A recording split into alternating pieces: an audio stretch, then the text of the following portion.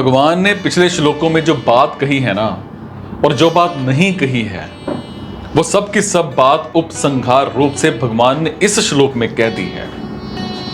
भगवान कहते हैं कि संपूर्ण सात्विक, राजस और तामस भाव मेरे से ही पैदा होते हैं, मेरे से ही सत्ता स्फूर्ति पाते हैं। हालांकि मैं इनमें नहीं हूं और ये मेरे में नहीं है, अर्थात सब कुछ मैं ही मैं हूं। सो मेरी प्राप्ति चाहने वाले साधक की दृष्टि इन भावों की तरफ ना जाकर मेरी तरफ ही जानी चाहिए। अगर वो उन भावों में ही उलझ जाएगा तो कभी मुक्त या फिर भक्त नहीं हो सकेगा। देखने, सुनने, समझने आदि में जो भी भाव आते हैं और जो नहीं आते हैं, वो सब के सब आपको समझने चाहिए। अब भगवान से उत्पन्न होने के कारण यहां सात्विक, राजस और तामस गुणों का, ये गुणों को भाव नाम से कहा गया है। मतलब है कि भगवान भाव मतलब सत्ता रूप हैं और उनसे भाव ही उत्पन्न होगा। अब भाव कैसे उत्पन्न होगा?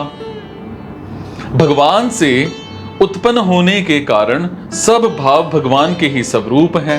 अब मतलब है कि शरीर, इंद्रियां, मन, बुद्धि से जो भी सात्विक, राजस और तामस भाव मतलब क्रिया, पदार्थ आदि ग्रहण किए जाते हैं, वो सब भगवान ही हैं। मन की स्फुरणा मात्र चाहे अच्छी हो या बुरी हो, भगवान ही हैं। संसार में अच्छा, बुरा, शुद्ध, अशुद्ध, शत्रु, मित्र, दुष्ट, सज्जन, पापात्मा, पुण्य आत्मा आदि जो भी देखने, सुनने, कहने, सोचने, समझने आदि में आता है, वो सब सिर्फ भगवान ही हैं और भगवान के सिवाय यहां कुछ भी नहीं है। अपना कुछ स्वार्थ रखें, लेने की इच्छा रखें, तभी सात्विक, राजस और तामस ये तीन भेद होते हैं।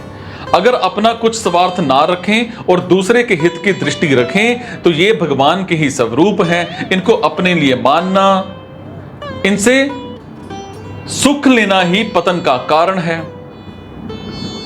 तीनों गुण मेरे से ही प्राप्त होते हैं।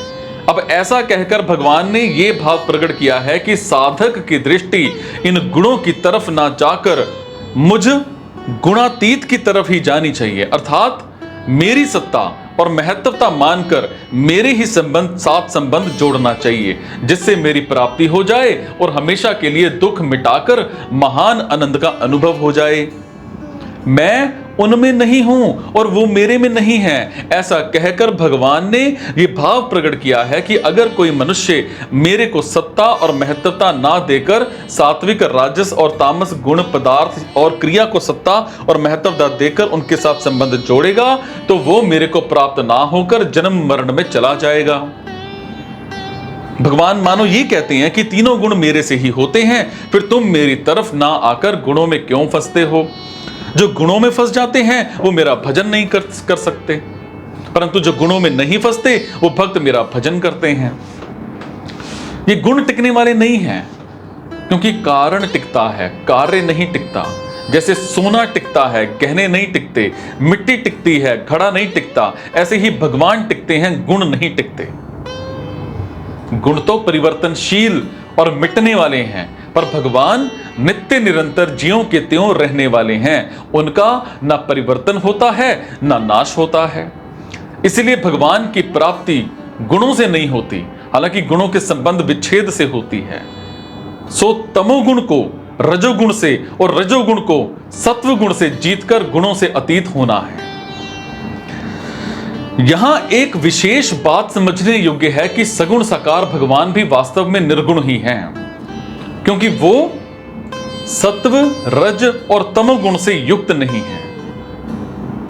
प्रत्युक्त ऐश्वर्य, माधुर्य, सौंदर्य, औदार्य इन गुणों से युक्त हैं। इसलिए सगुण साकार भगवान की भक्ति को भी निर्गुण बताया गया है।